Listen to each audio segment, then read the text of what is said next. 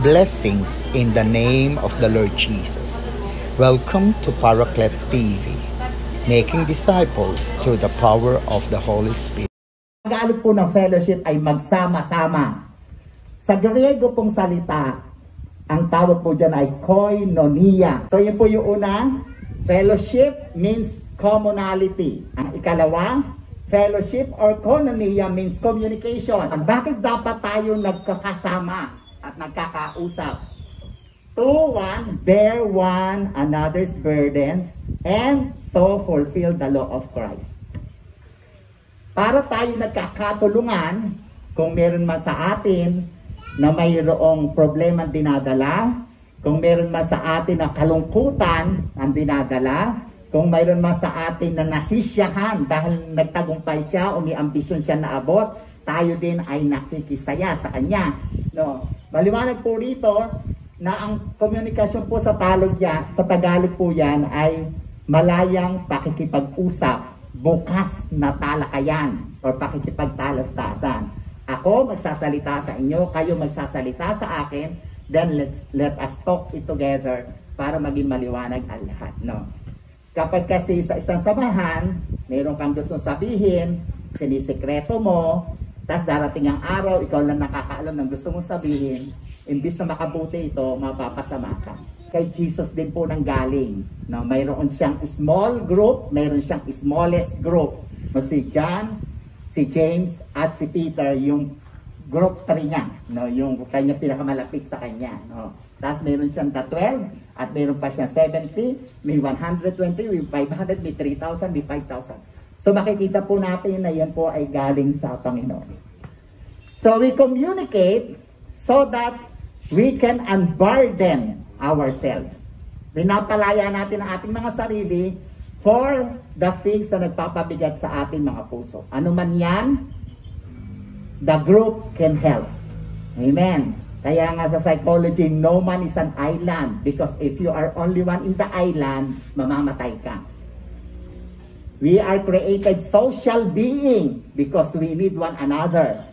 But the social being must have one commonality for the main reason of bear one another's burden. At pangalawa, be devoted to one another in love. Honor one another above yourselves. Kaya tayo dapat ay nag-uusap-usap para mabigyan natin ng parangal ang bawat isa.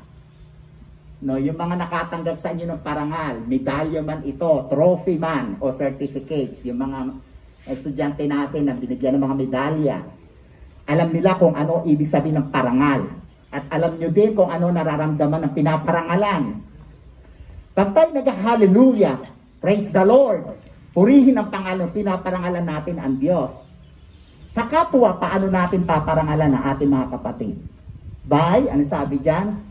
Giving them honor, sa ibang mga salin po yan, by seeking His good, preferring His good compared to us. We prefer His good compared to us. Kung ano ang makabubuti sa Kanya, yun ang ating ginagawa para siya imaparangalan. Yan, the eye, ang pamagat, the observer, because people usually observe.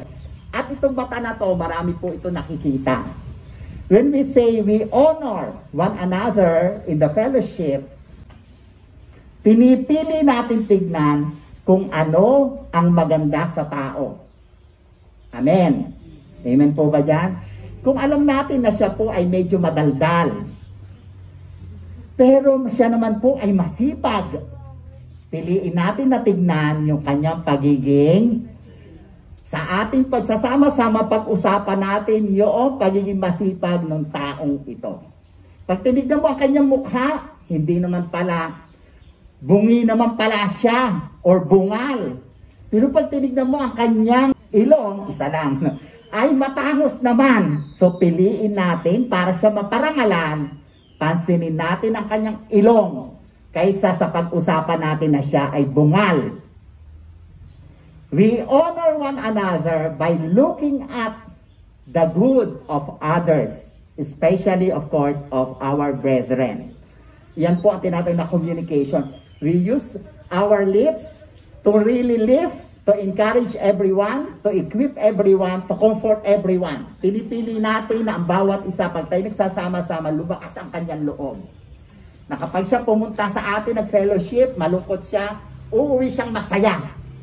Pipiliin natin na kapag siya ay mayroong iniisip na mali, kapag uwi niya, na nag-fellowship siya sa atin, tama na ang kanyang pag-iisip. Amen. Share Jesus. Subscribe, share Paraclet TV. Go, go, go.